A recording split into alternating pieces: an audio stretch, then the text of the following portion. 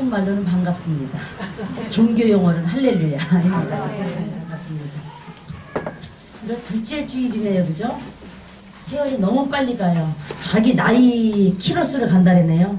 저는 58km로 지금 막 달리고 있습니다. 세월이 너무 빨리 가네요. 여러분들은 아직 젊은 청년들이 천천히 가죠. 내 나이 대봐. 그래서 빨리 가고 있습니다. 오늘은 사도행전 22장 이야기를 함께 나누면서 우리 새해에 주님께서 어떤 말씀을 주시는지 묵상을 해보고자 합니다.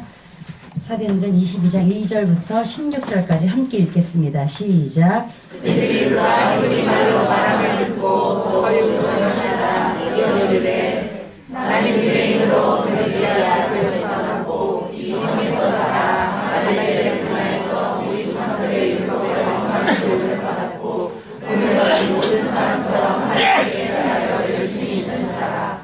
내가 이 돌을 박해하여 사람을 죽이기까지 하고 남녀를 결박하여 오게 넘겼노니 이에 대제사장과 모든 장로들이 내 증인이라. 또 내가 그들에게서 다메섹 형제들에게 가는 공문을 받아주고 거기 있는 자들도 결박하여 예루살렘으로 끌어다가 노력하게 하려고 하더니 가는 중 다메섹에 가까이 갔을 때에 오천천이 되어 불행이 하늘로부터 큰 빛이 나를 둘러붙이네. 내가 땅에 엎드려서 들으니 소리 있어 이르되 사울아 사울아 내가 왜 나를 박해하느냐 하시거늘 내가 대답하되 주님 누구시니까 하니 이르시되 나는 내가 박해하는 나사렛 예수라 하시더라.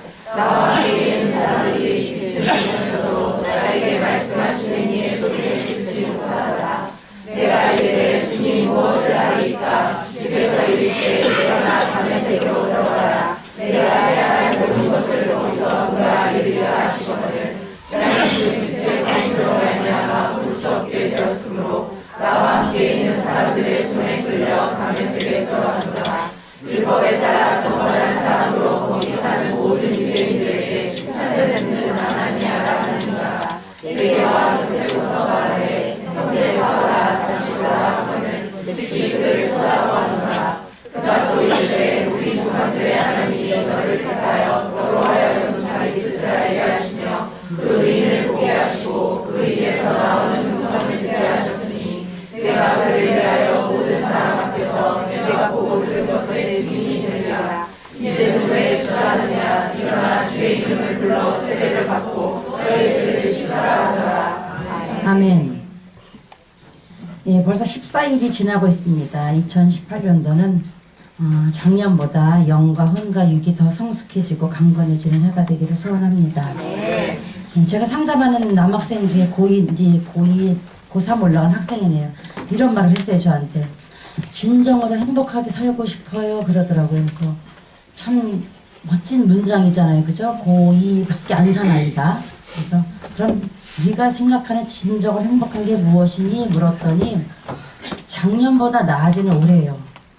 어제보다 나아지는 오늘이요. 이렇게 말을 하더라고요. 물론 그 아이는 이제 아직 27년밖에 안 살았기 때문에 자기가 말하는 의미도 충분히 모를 거예요. 그럼에도 불구하고 그런 말을 한다는 아이는 가능성이 있지 않을까요? 네, 저도 그 말을 듣고 상담사인 제가 쿵 맞았어요. 맞아. 난 작년보다 올해 내가 좀 넓어지고 있나? 어제보다 오늘 나는 좀 나아지고 있나?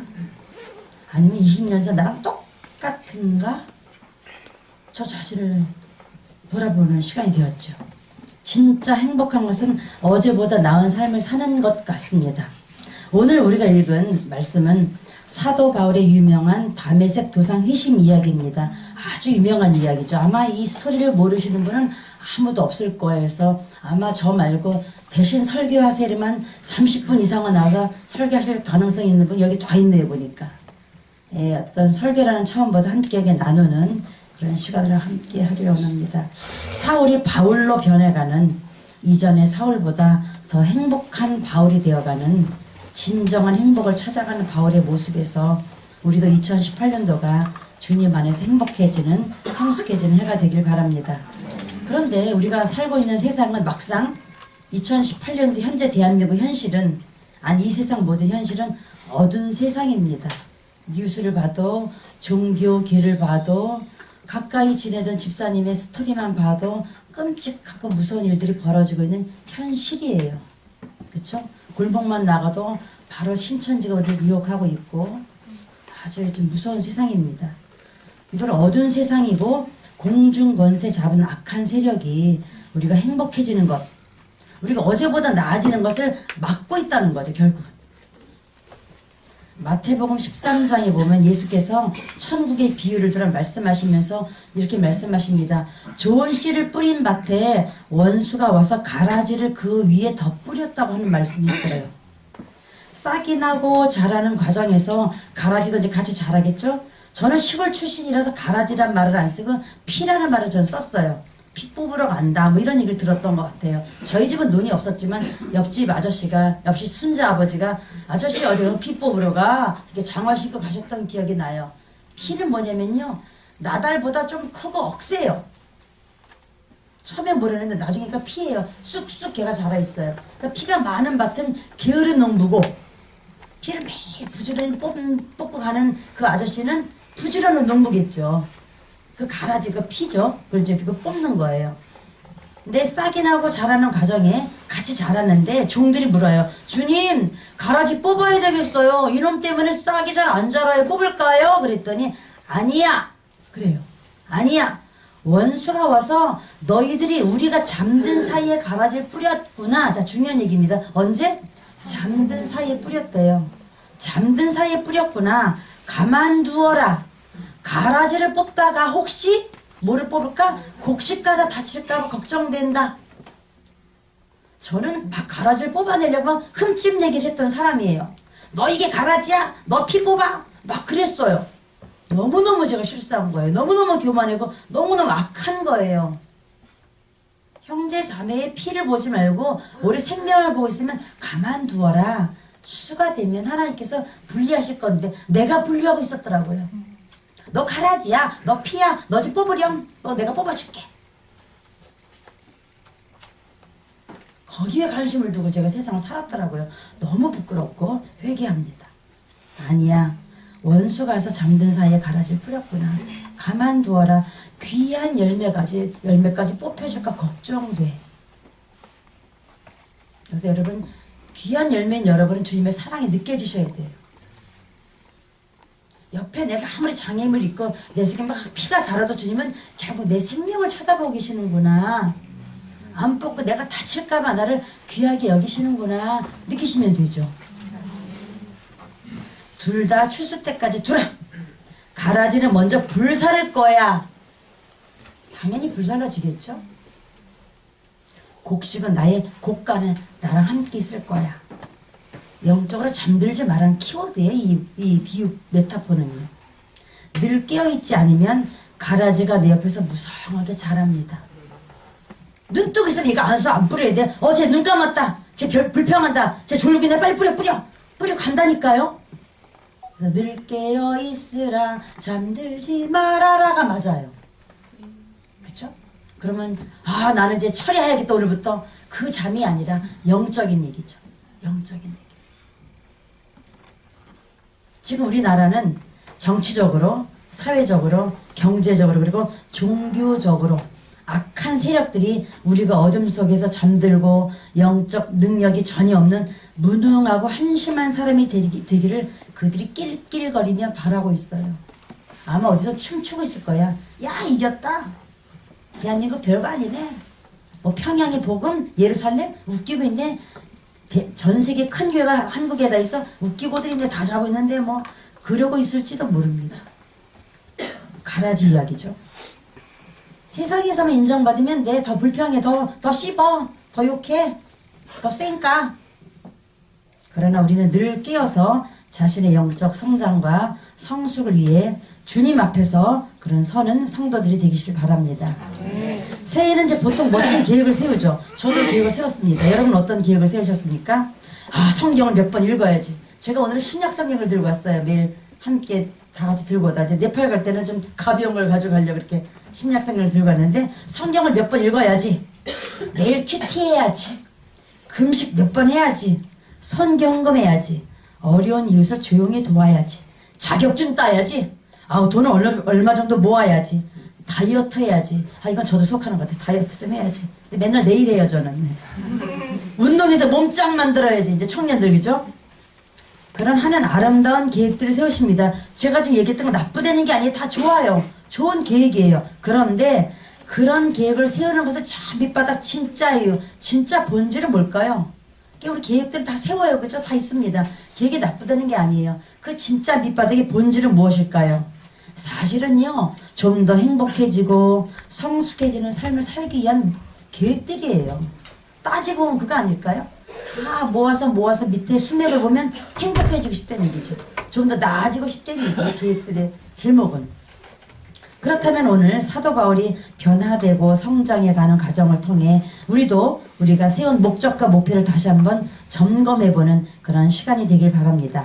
이제 목적과 목표가 오늘 제가 얘기를 했습니다. 목적과 목표. 목적과 목표는 좀 단어가 좀 달라요. 의미가.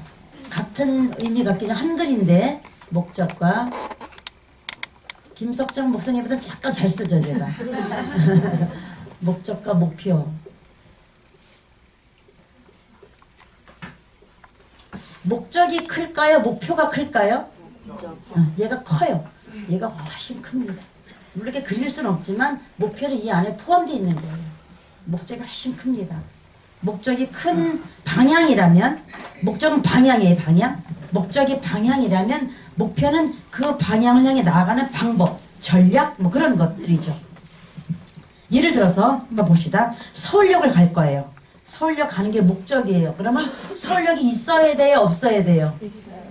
있어야 목적을 정하죠. 없는 거를 목적으로 정하는 거는 헛된 삶을 사는 거예요. 그러니까 여러분이 세웠던 계획 중에 허구를 계획하고 계십니까? 빨리 찢어버리세요. 머릿속에서 일기장에서 다이어리에서 빨리 찢어버리세요. 그러나 있다면, 서울역 있다면 가야죠. 일단 목적은 있어야 돼요. 전제 조건이, 그죠? 근데 목표는 뭐냐면 자전거로 갈까? 전철로 갈까? 택시 타고 갈까? 걸어갈까? 버스 타고 갈까? 헬리콥터 타고 갈까? 자기 마음이에요. 자기가 있는 처한 환경에서 가는 거예요. 자, 이 목적과 목표 이해되셨죠? 자, 이제 오늘 두 가지가 키워드입니다.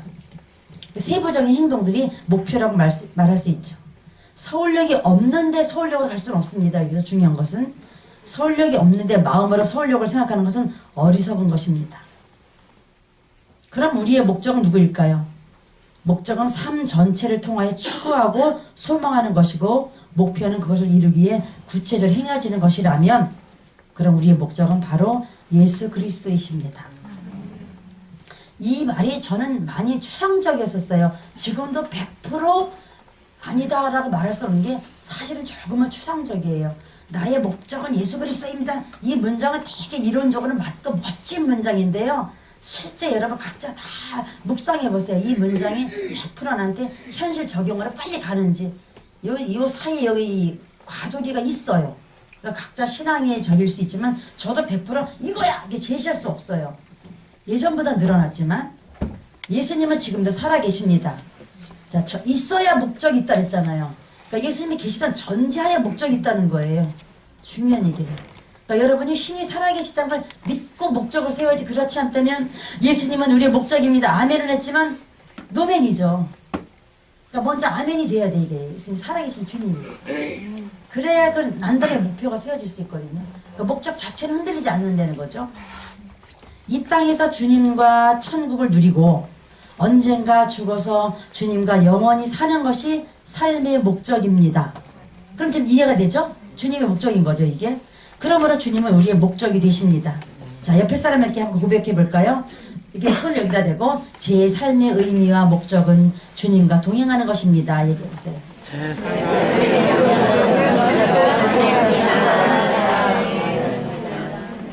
이 문장이 불편하신 분은 오늘 계속 묵상을 하셔야 돼요. 스스로가 하셔야 돼요. 근데 이 문장이 암양이 되신 분은 이제 목표만 잘 가시면 되죠. 목적 문제가 이제 없어졌으니까요. 새해에도 우리는 더 주님을 알고 사랑하는 명예에 속한 사람으로서 목적을 잃지 말고 나가야 됩니다. 그래서 빌립보서 3장 14절에 바울은 내가 표대를 향하여 그리스도 예수 안에서 하나님이 위에서 부르신 부름의 상을 위하여 달려간다 이렇게 얘기했습니다. 그러니까 바울도 자신의 목적이 있었다는 거예요. 그 목적이 누구래가 표대 대신 예수 그리스도라는 거죠. 그리고 거기 목표는 뭔다? 부르심의 상을 달려가는 거래요. 오늘 읽은 사도 바울의 다메섹 회심 장면은 사도행전은 총 3군데 나와요. 간증을 3번을 했다는 거죠. 근데 앞에 처음에 간증은 누가가 쓴 거예요. 사도행전 저자가 그 본걸 쓴 거고 뒤에는 간증을 해요. 그래서 이 장면이 비슷한 장면이 사도행전 9장, 오늘 읽은 22장, 그리고 저 뒤에 가면 26장에 나옵니다. 조금씩 표현들은 조금씩 달라요. 뭐 단어도 약간 뭐 가시체가 나오는 데도 있고 아나니아가 나오는 데도 있고 뭐 이름이 너는 왜 그러냐 이렇게 약간 조금씩 다르긴 하지만 큰 밑에 내용은 핵심 내용은 모두 같은 내용은 주님을 만나서 삶의 주인이 바뀌었다는 내용이죠. 요거를 똑같은 관통하는 이야기입니다. 오늘 본문 사도 바울의 회심 장면은 유대인들에게 이제 간증을 하는 거예요. 부영들아, 오늘은 2절부터 읽었지만 1절이래요. 부영들아, 내가 지금 여러분 앞에서 변명하는 말을 들으라. 내가 간증을 시작하겠노라. 하면서 이제 시작하는 간증에 여러분 읽었던 2절부터는요. 22장을 읽다 보면 우리도 각자 주님을 만나게 했던 그 순간이 떠오릅니다. 어울림 치유 세미나를 하다 보면 이제 간증을 듣죠. 수많은 간증을 듣잖아요. 사도 바울도 오늘 간증을 하는 거예요. 자기 성장 과정부터 지금까지, 아니 앞으로까지 간증을 쭉 하는 거죠. 너무너무 솔직하게 자기 이야기를 합니다. 여러분은 어떤 간증을 갖고 계십니까? 아마 우리 각자 지금 간증 듣자려면 오늘 점심도 못 먹고 두씩 간증 들어봅시다. 오늘 아마 오후 5시 될걸요? 다 스토리가 있어요. 아름다운 거죠. 거기 주인공은 누굴까요? 주님이. 나는 엑스트라일 뿐이죠. 간증의 주인공은. 여러분은 어떤 상황의 삶을 살다가 주님을 만나게 되었습니까? 주님을 처음 만난 첫사랑의 순간이 모두 있으실 것입니다. 자, 이제 바울의 간증을 잠깐 정리해서 들어볼게요. 이제 첫 번째 이제 간증을 제가 정리해 봤어요. 첫째, 사도 바울은 자신의 어린 시절 성장 과정을 말해요. 이래요. 여러분, 나는 학문을 통해 지성으로 충분한 훈련을 받았습니다. 그래서 증거를 내요. 어느 정도로 훌륭하냐? 나는 저기 충주나 목포, 그런 짜잔한 시골 동네 출신이 아닙니다. 나는 대도시 출신이 이렇게 얘기를 해요. 대도시, 어디 다소, 우리는 잘 모르지만 그쪽에서 그 당시 다소는 큰 도시였대요. 그러니까 우리로 말하면 부산, 뭐 서울 이렇게 큰 대도시였다는 거죠. 촌동네가 아닌 난 대도시 출신입니다. 그렇게 말을 해요. 갑자기 여러분 기죽지 않아요? 저도 시골 출신이라서 서울에 와가지고 제가 공장 생활할 때 영등포에서 구로동에서 아저씨들이 아이고 촌년 주제라면 제가 할 말이 없었어요. 정말 저는 촌년이었거든요. 이게 출신 성문이 기가 죽어요. 이게 또 얘기합니다. 바울이 나는 그 유명한 대학 가말리엘에서 배웠어요. 가말리엘 문화에서 배웠습니다. 지금 여러분 서울대보다 더 센, 카이스트보다 더 센 거예요. 누구보다 하나님께 대해서 열심히 있었다고 자부합니다. 그런데요, 나는 그 예수에 대한 소문을 듣긴 들었는데 말도 안 되는 것이라고 생각했습니다. 어떻게 죽은 사람이 부활할 수 있죠? 그건 제자들이 꾸며낸 얘기가 상상이죠. 그 상상력은 내가 인정합니다. 나도 책을 읽었으니까. 근데 그거는 실제 살아날 수는 없고, 뭐 무덤에 비었다? 이건 어디 딴 데다 장사했겠죠. 지네 선생이니까. 이 정도로 생각을 하고 있는 거예요. 어느 정도면 제가 안 믿었냐면 스데반이 얼마 전에 죽었거든요. 그 스데반이 예수 그리스도를 본다 하는데 저 미치는 웃기고 있네. 그래서 내가 옆에 돌 던질 때 그 옷을 던져라! 죽여라! 하고 저도 했던 사람이니까요. 사도 바울이 좀 자기 간증을 하고 있습니다. 나는 머리로 지성적으로 훈련을 받은 사람이지만, 그래서 고백을 해요. 나는 개인적으로 신을 만난 체험은 없습니다. 여기서 자기 얘기를 하는 거예요. 다만 조상으로부터 배운 것만 가득합니다. 그동안 지성과 영성의 균형이 맞지 않는 기형적인 신앙인이었습니다라고 고백하는 거죠. 써있진 않지만 가능하다는 얘기죠. 혹시 여러분은 어디에 치우쳐 계십니까? 지성적인 신앙이 큰가요? 이쪽이 약하면 혹시 체험만 강해서 감정만 들썩들썩거리고 막 떼굴떼굴 구르십니까? 둘 다 위험합니다. 둘 다 위험해요. 왜냐하면 요즘은 좀 덜하지만 대한민국에 20년 전만 해도 1월 1일 되면요 다 담요 들고 오살기도 갔어요. 강남 금식기도 가고. 아마 지금 제 또래 저보다 언니 오빠 되신 분들은 그 추억이 거의 있을 거예요. 근데 그분들이 만들어내는 제 연배에 만들어내는 이 대한민국 사회 부끄럽습니다. 전 그 고백을 하는 거예요. 감정적이에요. 너무 감정적입니다. 끓어요. 막 산을 옮길 것처럼 난리를 쳐요. 한 3일 금식하고 내려옵니다. 3일 보식합니다. 끝. 그래서 멍멍되라고 욕을 합니다. 그 욕을 먹어도 쌉니다. 전 부끄럽습니다. 전 그 욕을 한 사람 비난할 용기가 없어요. 제가 그 짓을 하고 있는데요. 우리의 모습이 그런데요. 기형적인, 비정상적인 영성을 가지고 있다면 위험합니다.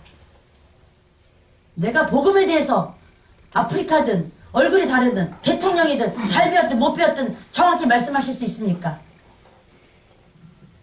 복음에 대해서 정확히 말씀하실 수 있습니까? 그리고 내가 만난 주님을 간증하실 수 있습니까? 내가 떼굴떼굴 넣어서 내가 금식했어, 내가 새벽 예배했어, 그 얘기만 하실 수 있습니까? 아닙니다. 주님 분명히 말씀 이론이고 원리이십니다. 말씀으로 천지 창조하셨을 때 감정을 안 하셨어요. 대한민국의 약점이 이겁니다. 여러분 자신을 돌아보시고 내가 기형적인 신앙이 아니었나 보시기 바랍니다. 균형이 필요합니다. 첫 번째 간증 그 고백을 한 거예요. 두 번째 간증 그러면서 자신의 그렇게 성장해온 나의 결과물을 좀 말을 해요. 이 사람이 그렇게 자라왔는데 제가 이런 특징이 되어버렸어요. 이성과 생각 중심 강박적인 성향이 되어버렸네요. 일 중독 성향이 생겼어요. 워콜리 여기도 지금 제가 보니까 일 중독 성향 한 10명분이 있네요. 저를 포함해서 성취 욕구가 강하신 분들, 결과 지향적인 분들, 야망이 너무너무 가득해서 자기 자신조차 속이는 분들, 내가 알고 있는 것이 옳아 결코 변하려 하지 않는, 나는 이대로 괜찮은데 네가 변해야 돼 계속 가라지만 지적하는.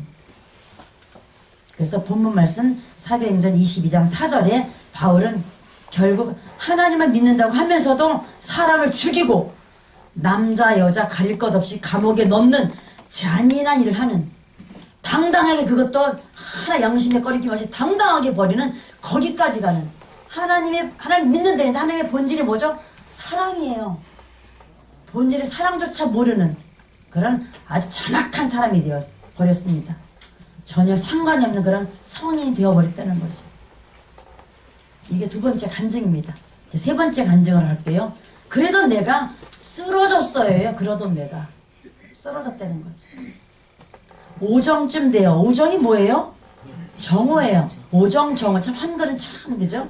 오정 정오. 같은 낮 12시예요. 그럼 밤 12시 뭐죠? 자정. 네. 한글은 좀 어렵습니다. 옥설자매 그치? 좀 어려워 그치? 까다로워 그치? 은근히 닭이 그건데. 오정쯤 돼요. 정오쯤 돼요. 호련히 하늘로부터, 자 여기서부터는 신비가 이제 들어옵니다. 요거는 우리가 하는 부분이 아니에요. 그러니까 이 성을 뛰어넘는 부분이 뭔가 있다는 거죠. 신이기 때문에 호련히 하늘로부터 큰 빛이 나를 둘러 비침에 내가 땅에 엎드러졌다는 거예요. 깜깜한 어둠도 아닌 낮에도 쓰러졌다는 거죠. 눈을 뜨고 있지만 앞을 볼 수 없는 상황이 되었습니다. 여러분 아마 동굴 여행을 가보셨을 거예요. 강원도나 제주도 이렇게 가시면 동굴을 가게 되잖아요. 그죠? 저는 뭐 제천 그쪽에 있으니까 고수동부터 자주 갔습니다. 자, 동굴 깊숙이 갑니다. 입구에서는 환해요. 깊숙이 가다 보면은 뭐 작은 등이 있지만 등이 없는데 같이 등이 이렇게 고장난 데 가면요. 눈을 분명히 시퍼렇게 뜨고 있거든요. 보여요? 안 보여요? 안 보여요. 칠흑같이 어두워요. 자, 뭐죠? 눈이 떠 있어도 안 보인다는 거예요, 인간은요. 깜깜하면 안 보인다는 거예요. 시력과는 상관이 없는 거예요. 우리가 본다는 건 빛 때문에 보는 거지, 시력 때문에, 물론 시력도 있어야겠지만, 그것 때문에 보는 건 아니라는 거죠. 눈만 떴다고 보는 건 아닙니다. 눈이 시퍼렇게 떠 있어도 안 보이는 건 안 보입니다. 여러분, 시력 2.0이라고 자랑하지 마시고, 빛을 주신 하나님께 감사해야 돼요. 아멘. 그러나 이 상황은 정반대 상황이에요. 너무 환해서, 대낮이 빛보다 더 밝은 큰 빛이 보이게 되면 눈이 부셔버려요. 후라시 갖다 딱 들이대 으아 그럴 거 아니에요. 그거죠. 눈이 부셔버린 거예요. 초점을 잃고 시력을 잃게 된 거죠. 주님은 바울의 이성이 잘못되었음을 알게 하시려고 보이는 게 전부가 아니야 그 말을 하시려고 눈을 멀게 하신 거예요. 지난번 우리 교회 성도들이 다 같이 예수는 역사다라는 영화를 봤어요. 그죠? 그 얘기가 요거에 연결되는 맥이에요. 그 실화잖아요. 그 주인공이 똘똘하고 기자니까 얼마나 잘해요. 논리적이고. 근데 자기가 다 옳고 근데 부인이 막 예수를 믿어. 그 이제 시비 걸라고 예수는 역사다. 그냥 실존 중인 인물 다 죽었다. 부활 없다. 그런 얘기 하려고 했는데 결국은 본인이 어떤 기사를 썼는데 내 기사가 어떤 흑인을 괴롭히는 기사가 돼버리잖아요. 그래서 그 흑인 기사한테 가서 마지막으로 잘못했다고 그러니까 그 흑인 환자가 뭐라 그러죠?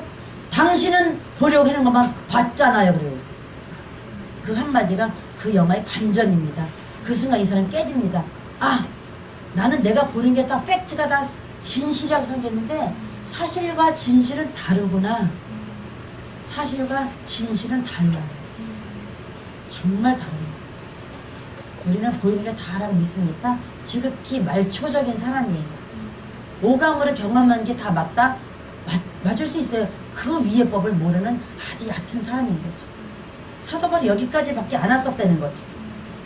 그 주인공은 자신이 눈으로, 귀로, 손으로 본 것만 믿는, 팩트만 믿는 그런 신앙하는 사람이었습니다. 내가 알고 있는 것이 전부 옳다라는 것은 참으로 교만하고 좁은 소견의 사람입니다. 내가 알고 있는 것은 극히 작은 것이고 우주 가운데 만유를 품으신 주님 앞에서 나는 아직도 배우고 더 배워야 합니다. 그렇게 고백하는 사람은 오늘도 주님 앞에서 끼어있는 사람이죠. 히타 좀 꺼주시기 바랍니다. 오정은 낮 12시 정오라고 합니다. 바울은 죽은 사람이 부활할 수 없다고 믿지 않았던 예수님이 십자가에 달리시던 날에 누가복음 23장 44절에 보면 자 이제 바울은 부활 인간은 살아날 수가 없다 믿었잖아요. 그렇게 생각하고 있었는데 여기 보면 이런 얘기가 나와요. 때가 제6시쯤 돼요. 자 6시란 유대인 시간은요 무조건 플러스라면 우리나라 시간이 돼. 플러스 6을 하면요. 그리고 몇 시계예요? 12시네요. 그죠? 낮 12시예요. 예수님이 9시에 못 박히시고 낮 12시에 이런 상황이 벌어지는 겁니다.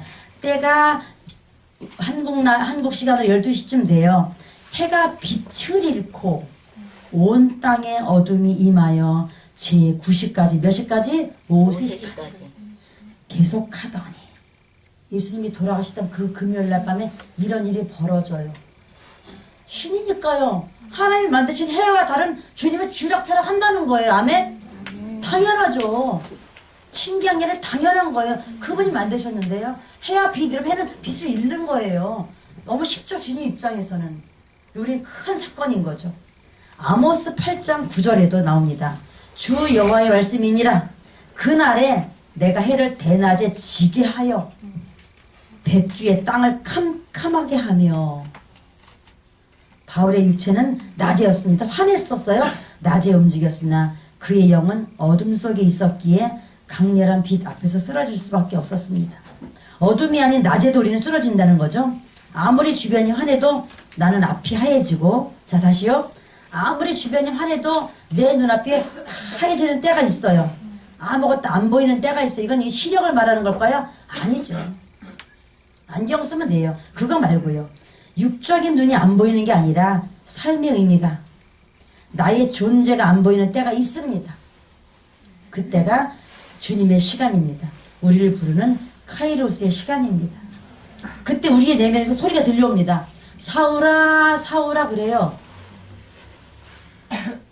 지금 제가 여기서 보니까 한 두세 분의 젊은 청년이 이러고 있어요. 내 인생에 뭐 있어요? 난 계획도 없어요. 세어봤자 뭐예요? 난 루저인데. 그런 분이 몇 분 계시군요. 이 시간이에요. 쓰러뜨린 시간이에요. 주님이 쓰러뜨려야 돼요. 쓰러뜨림을 당해야 돼요. 엎드려졌다니까요. 그 당당하던 바울이 너 왜 나를 박해하느냐 그러는 거예요. 너 왜 나를 못살게 구니 그 얘기예요. 나 주님 만난 적도 없고 내가 언제 주님 못살게 굴었어요? 질문할 수 있죠? 자 다시요. 우리한테 적용해 볼까요? 너는 왜 너의 안에 있는 하나님의 형상을 무시하니? 그 얘기예요. 너는 왜 내가 너한테 생명의 씨앗을 넣어줬는데 왜 그건 짓밟고 있니? 그 얘기죠. 나는 너한테 가능성을 줬는데 왜 그걸 무시하니? 그 얘기예요. 왜 가라지만 쳐다보니? 왜 어둠만 쳐다보니? 난 너한테 그걸 줬는데? 그래 바라보라는 거죠. 그게 예수를 박해하는 거예요. 그게 무시하고 있는 거예요. 그러고 있을 때 언젠가 주님 우리는 앞에 장애물을 놓습니다. 태클을 거십니다. 우리한테. 자, 옆 사람한테 고백합니다. 두 문장입니다. 이제 눈을 보세요. 눈을 지그시 보고 옆에 사람은 저의 인생이 앞이 캄캄하고 앞이 하얘지던 때가 있었습니다. 해보세요.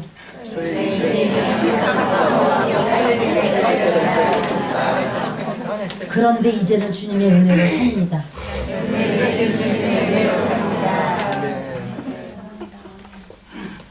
고백이 맞나요? 맞습니까? 두 번째 고백이 아직 안 됩니까?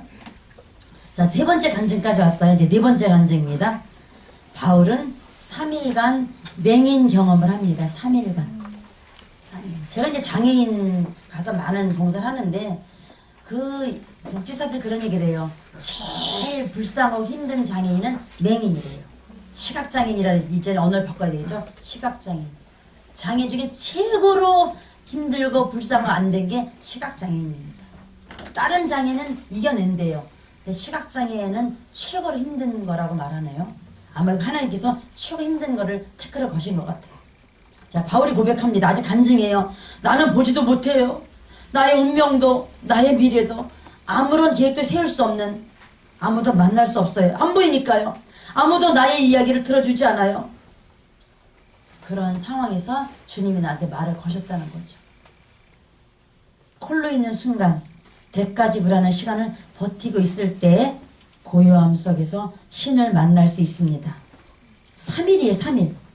사람마다 3일의 기간은 달라요. 어떤 사람은 3년이 될 수 있고, 어떤 사람은 3개월이 될 수 있고, 어떤 사람은 정말 3데이가 될 수도 있겠죠. 이거는 성경의 시간이기 때문에 우리가 정하는 게 아니죠. 성경 인물들, 여러분이 알고 있는 인물들은요, 이 모두 절대 고독 속에서 주님을 만났어요. 절대 고독입니다. 아무도 내 말 안 알아줘요. 안 알아주는 게 맞는 거예요. 안 알아준다 상처받지 마세요. 교회 가니까 사람도 없어요. 그래요. 인간은 그런 거예요. 안 돼요. 들어준 들을 얼마나 들어주겠어요. 저도 직업이 상담사니까 그랬구나 막 연기합니다. 문 닫고 들어오면 전 제일로 바빠요. 안 되는 거예요. 인간은요. 저분이 공감하시지 않으면 안 됩니다. 뭐 그럴 줄 몰라서 그럴 줄 모르는 거예요. 인간은요. 여러분 자신은 얼마나 공감합니까? 안 돼요. 그때 충분히 들어준 것만도 우리는 잘 안 된다니까요. 인간은 그렇게 될 수가 없어요. 그래서 절대 고독이 필요한 거예요. 사람들은 더 실망하셔야 돼요. 더 실망하시고 주님께 혼자 가셔야 돼요. 사람 너무 의지하지 맙시다.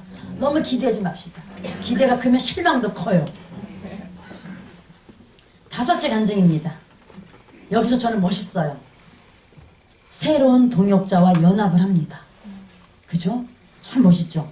혼자 하는 걸 즐기고 나만 오라, 날 따라와, 내가 대장이야. 홀로 강박적으로 자신의 야망을 채우던 바울은 타인의 섬김을 통해 동역하는 것을 배웁니다. 사실 아나니아요, 신약에서 쭉 보면은 레벨로 보면 사도 바울은 저기 탑 클래스예요. 아나니아 잠깐 있다만 한두 번 있다만 해서 사라지는 사람이에요. 그런데 아나니아가 와서 도와주지 않으면 눈 못 떠요. 하나님이 일부러 그러시는, 하나님의 예수님이 바울한 눈 뜨면 뜨짝짝 뜰 수도 있어요. 근데 아니야, 인간이 그렇게 안 된다는 거예요. 연합을 주면 정하신다는 거죠. 공동체 없이는 안 된다는 얘기예요. 그래서 에이 나보다 못 배운 주제에, 나보다 키도 작고 못생긴 주제에 내가 왜 저 사람 도움을 받아? 노예예요. 그게 아니라 저분 안에 성령님이 있다면 충분히 받아야죠. 이 사역을 18년도군요. 16년부터 목사님이 시작하셨으니까 12년 차네요. 수많은 의사, 똑똑하신 분, KS 다 다녀갔어요. 여기 스카이대 출신들은 많이 다녀갔어요. 그들의 몇몇 고백, 저한테 하는 고백. 아유, 저 사역자님들 공부를 제대로 하셨어요? 목사님 총신 나오고 또 무슨 공부하셨나요? 죄송합니다. 안녕히 가세요. 그건 이거 속을했어요. 안 돼요, 그죠? 우리는 뭐가 있어야 돼요. 뭐가 내면에 스펙이 있어야 돼요. 우리 목사님 무슨 뭐가 하고 지금 뭐 CTS 나오고 막 자랑거리 있어 너무 신나지 않을까요? 아닙니다. 동역자가 필요합니다. 내가 보지 못할 때 볼 수 있게 옆에서 기도해주는 사람이 있다면 그는 행복한 사람입니다. 바울은 항상 아나니아를 못 잊었을 것 같아요. 그죠? 그 더듬거리는 나한테 와서 형제요 그래요. 언제 봤다고? 처음 보는데요. 처음 봤는데 형제요 그래요. 난 처음 본 사람한테 형제라는 자매라는 소리는 안 하거든요. 그 주님 안에서 바로 형제가 됐다는 얘기잖아요. 형제요. 물론 아나니아는 따로 방에서 주님 음성을 듣고 왔지만 형제요 그럽니다. 연합의 모습이 참 멋진 모습입니다. 저희 목사님이 주님 앞에서 이렇게 자신의 모습을 보고 영적으로 깊어지면서 음성을 듣기 시작하셨어요. 먼저 한 뭐 정확히 따지긴 뭐하지만 대략 1년 정도 저보다 먼저 들었어요. 그때 전 어떤 감정이 들었다고요?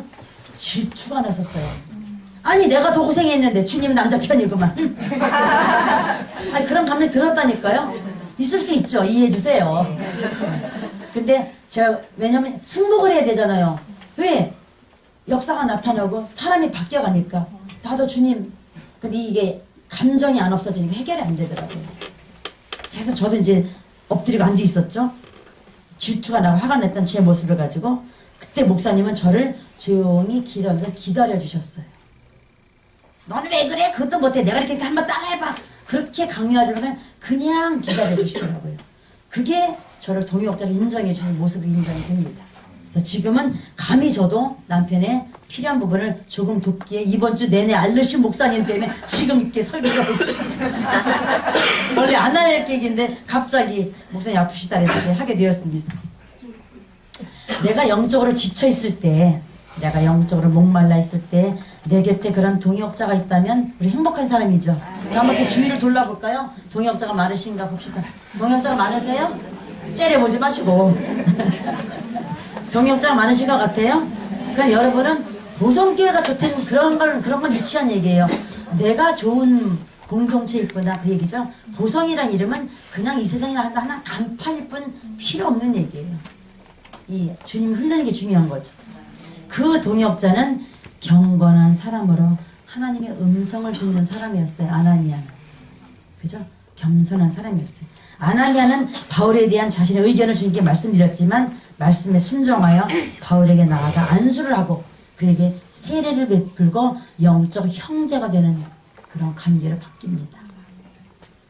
자, 다시 한번 고백합시다. 저와 영적으로 연합하여 주시니 감사합니다.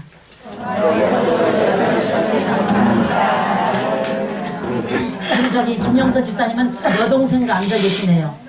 육적으로는 여동생이지만 영적 동역자가 될 수 있다는 거예요. 중요한 겁니다.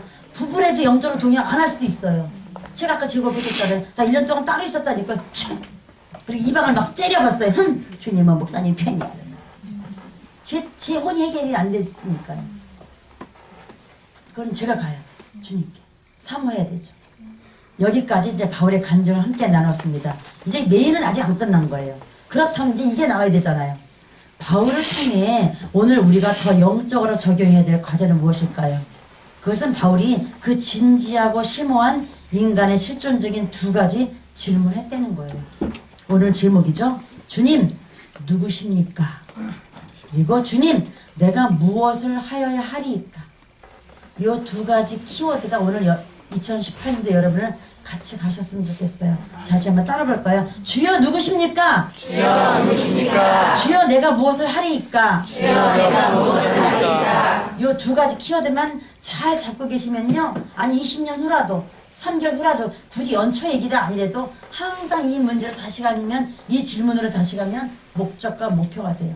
주여 누구십니까는 목적이에요. 무엇을 하리이까는 목표죠. 이해가 되십니까? 네, 이 얘기입니다. 첫 번째 질문은 삶의 방향과 목적을 향한 질문입니다.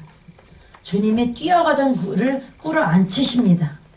사람을 죽이고 감옥에 넣을 정도로 내면이 아주 셌던 강했던 그에게 주님이 태클을 거십니다. 스톱!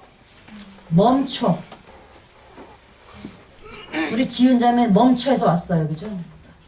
아마 주님이 태클 안 걸으시면 지금 프랑스에서 노노노노 봉주르 하고 있을 사람이에요. 주님이 태클 거셨잖아요. 얼마나 은혜의 시간인지. 빨리 아멘해요. 아멘. 아멘. 아멘이에요. 전혀 다른 버전이 되어버렸잖아요. 홀리해졌잖아요.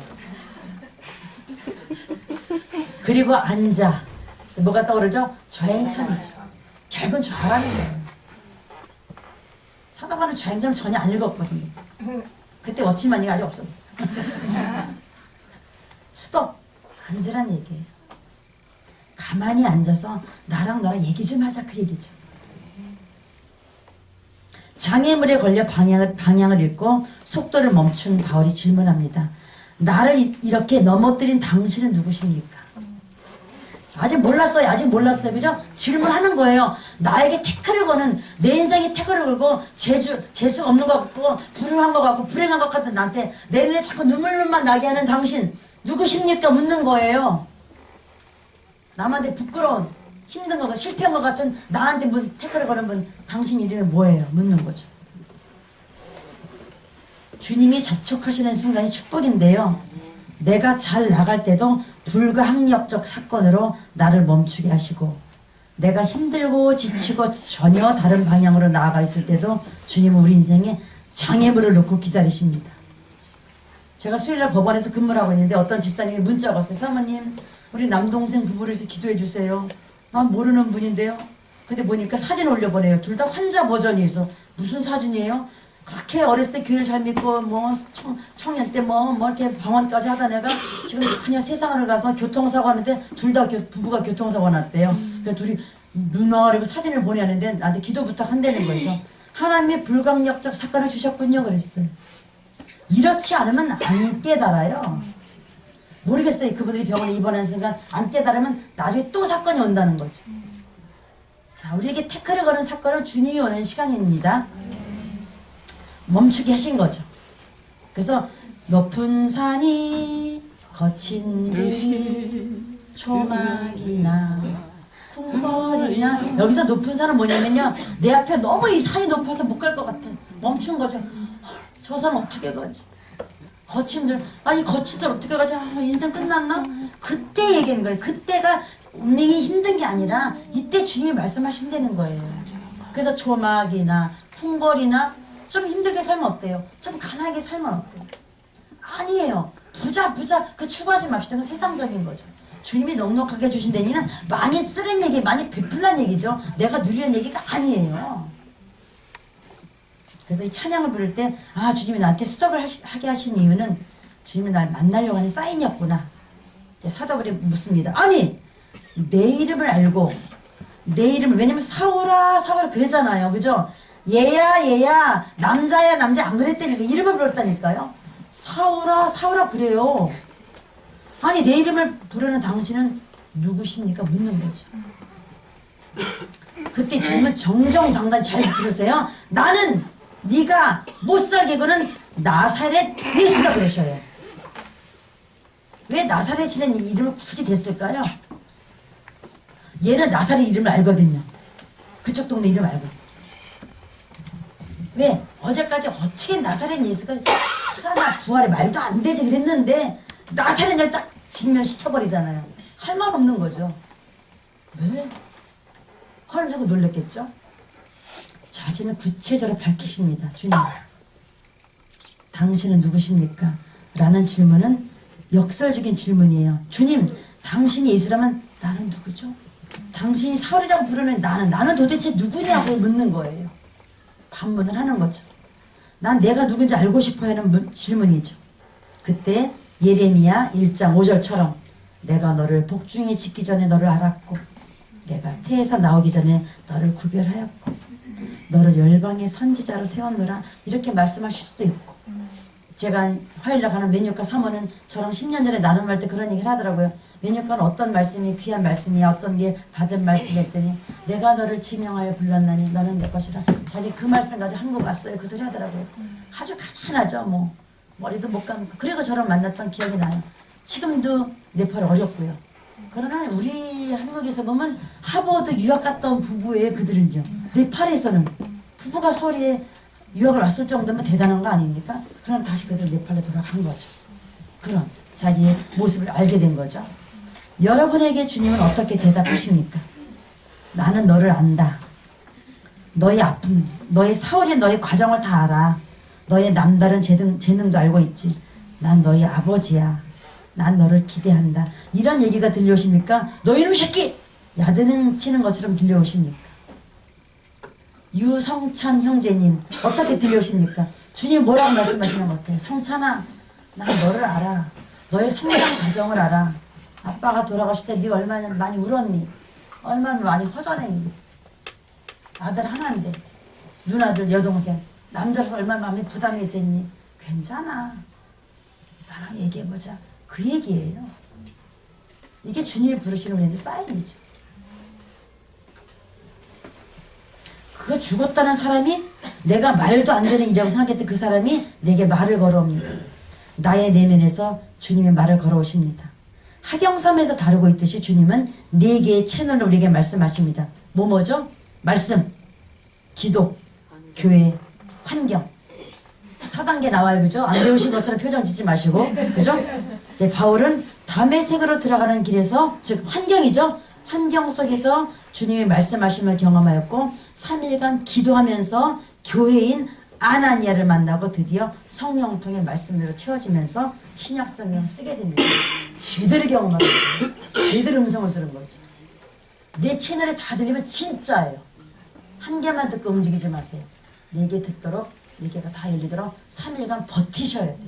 이게 숨겨진 기간, 어둠의 기간이에요. 우리는 하나만 듣고 빨리 신학교 가고 빨리 결혼을 하고 빨리 뭐를 해요. 노예요. 3일간 버티셔야 돼요. 주님 난 아무것도 안 보입니다. 주님 연합해야 돼요. 지금 성령을 통해서 주님 말씀 없어서 비늘을 벗겨 이게 하셔야 돼요. 인내의 기간이죠. 절제의 기간이에요. 여러분은 지금 어디 있으십니까? 타인을 미워하며 불평과 짜증을 있습니까? 아니면 빛 앞에서 쓰러져 있습니까? 아니면 아나니아와 연합을 기다리고 있나요? 바울처럼 주여 누구십니까? 나에게 당신 어떤 존재입니까? 이런 본질적인 질문을 자주 해보셨습니까? 차분히 앉아서 나를 만드신 주님을 묵상해 보신 적 있습니까? 내가 과연 하나님의 형상을 닮았다는 것이 무슨 뜻인지 내 자아를 내려놓고 기도해 본 적이 있으십니까? 하나님 만드신 자연이 보시기에 좋다고 했는데 나는 자연을 보면서 얼마나 깊은 감흥을 느끼는지 느껴보신 적이 있으십니까? 나와 어떤 상관이 있는지 나의 이름을 알고 계시듯이 그럼 사울이 나는 누군가 나는 주님과 어떤 상관이 있는가 고민해 보신 적 있으십니까? 여러분은 주님께 누구시냐고 물어보신 적 있으십니까? 아이들에게 물어요. 너는 하나님 어떻게 어떤 하나님 어떤 하나님이라 생각하니? 무서운 하나님이요. 야단치는 하나님이요. 아빠 같은 하나님이요. 멀리 계신 하나님이요. 구름 속에 계신 하나님이요. 여러분은 어떤 하나님이십니까? 이 질문인 거예요. 하나님에 관한 우리의 태도는 삶의 목적, 방향을 정해줍니다. 사막을 걷는 상인들이 나침반과 북극성을 의지하여 방향을 잃지 않듯이 우리는 하나님을 향해 방향, 목적을 고정시킨다면 괜찮습니다. 우리는 그리스도의 죽음과 부활에 관한 복음과 그것이 나와 어떻게 관련되는지를 알아야 합니다. 이때 우리의 천연적인 힘, 육의 엄마 아빠로부터 받았던 힘이 쭉 빠지고 하나님의 최초의 손길을 경험하게 됩니다. 우리가 자신의 일을 끝낼 때 드디어 하나님의 일이 시작된다는 거죠. 좌연참이네요. 그죠? 결국은요. 네. 세상은요 이렇게 얘기를 요 너를 더 부추겨. 더 자아 강화해. 더 센 사람으로 보일 얘기를 합니다. 그래서 자아가 약한 사람을 바보라고 해요. 세상에서 바보라고 합니다. 그래서 자아가 약한 애도 왕따를 당하죠. 되게. 학교에서 왕따를 당합니다. 근데 주님은 아니에요. 쓰시기에 좋다고 하셔요. 더 적합하다고 하셔요. 왜? 얘는 세상적인 게 별로 없거든요. 세상적인 강화된 얘기는 자아가 강한 사람이에요. 그러나 우리는 반대입니다. 자아를 부수고 주님 안에서 새로운 피조물이 되는 것입니다. 자, 첫 번째 질문이 뭐라고요? 주님 누구십니까? 주님은 바울의 이름을 부르셨고 자신의 이름을 말씀하셨습니다. 서로의 이름을 통성명한다 그러죠. 서로의 이름을 나누는 것은 서로의 정체성을 공유하는 거예요. 예수란 이름, 나는 죄인을 용서하고 위로하고 그들과 함께 있는 예수야. 내 이름은, 너의 이름은 야무지고 세고 강한 이름 사울 아니니? 그 얘기예요 지금 여기서는. 사울아 사울아, 그 속에는요 넌 세다가 잘난 척하는 사울 아니니? 근데 나는 너의 그것조차도 품고 용서하는 예수야. 그 통성명을 지금 하시는 거예요. 그러니까 이 짧은 대화 속에 대단한 사랑이 포함된 거죠. 그 강력한 남자가 꼬꾸라지는 거죠. 사랑이란 단어에. 그거였군요. 놀라는 거죠. 예수라는 그 단어에 속에서. 나에 대해서 다 아시는 당신이 예수님이셨군요. 나는 당신이 죽었다고 생각했고 그저 사람들이 미식처럼 믿는다고 생각했어요. 내가 알고 있는 게 다가 아니군요. 삶에는 또 다른 진실이 있군요. 바울은 드디어 제대로 주님을 인정하고 알았고 믿게 됩니다. 그래서 이제 드디어 두 번째 질문으로 가죠. 왜? 목적이 정해졌으니까요. 그죠? 이제 살아있는 게 있으니까, 존재하는 게 목적이 정해졌기 때문에 이제 목표로 갑니다. 목표 질문이 뭐라고요? 무엇을 하리이까? 주님, 무엇을 하리이까? 삶의 목표를 향한 질문입니다. 나 무엇을 하면서 살까요? 어떻게 살까요? 하는 질문이에요. 서로 교환하는, 이름을 교환하는 사이가 되는 시간은 좌하는 시간입니다. 이제 좌하는 시간이기 때문에 이제 행을 하는 거죠. 행. 아까 이거 좌했다면 여기 행하러 가는 거예요. 행하는 시간입니다.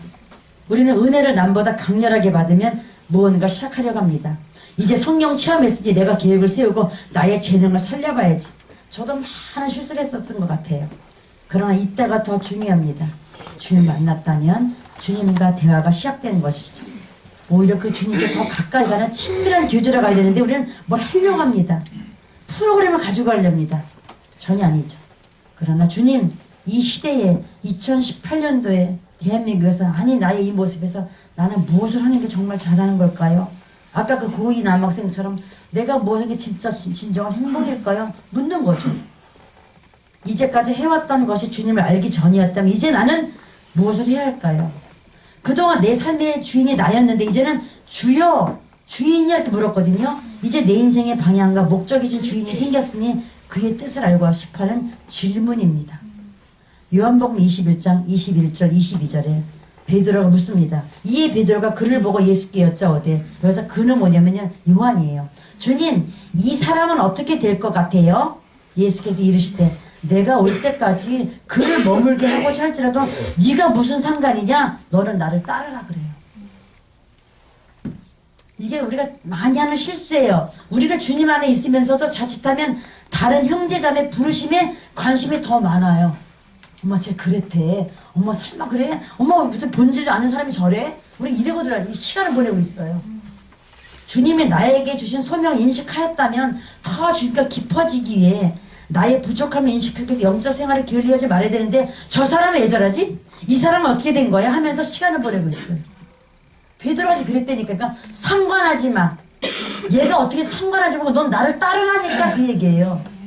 그렇게 가까운 12명 제자랑 제일 친했던 요한과 베드로님에도 불구하고 요한한테 신경 끄는 얘기예요. 그러니까 연합하지 말라는 얘기가 아니에요. 너의 소명을 인식하는 얘기예요. 자기 부르심에 집중하라는 얘기죠. 남의 부르심에 시기 질투하고 판단하고 가라지 역할하지 말라는 얘기예요. 내 부르심에 온전히 올인하라는 얘기예요. 그리고 연합하라는 얘기죠. 근데 내 거들 부실한 주제에 남의 거 참견하고 있어. 그래서 이 멋진 문장이 분명히 요한복음에 있는 거예요. 참견하지 마. 네 거나 제대로 해, 그 얘기예요. 너무 많은 타인에 관심이 많죠. 자신의 부족함을 인식하고 그런 중요한 시간을 보내는 거죠. 주님이 너랑 무슨 상관이냐? 너는 나를 따라 하십니다. 누가복음 17장 10절에 이와 같이 너희도 명령받은 것을 다 행한 후에 이르기를 우리는 무익한 종입니다. 우리가 하여야 할 일을 한 것뿐입니다. 해야 됩니다. 저희 남편 이름이 김석종이에요. 그죠? 네. 쌍골다방에서 그 유명한, 쌍골다방이 없어졌는데 한번 가봐야 되는데 이제 선을 본 날인데, 선을 보고 서로 이름을 주고받았는데, 제가 제 이름을 이제 멋있게 주님께서, 목사님께서, 전사님, 그때는 전사님이었지만 이름을 멋있게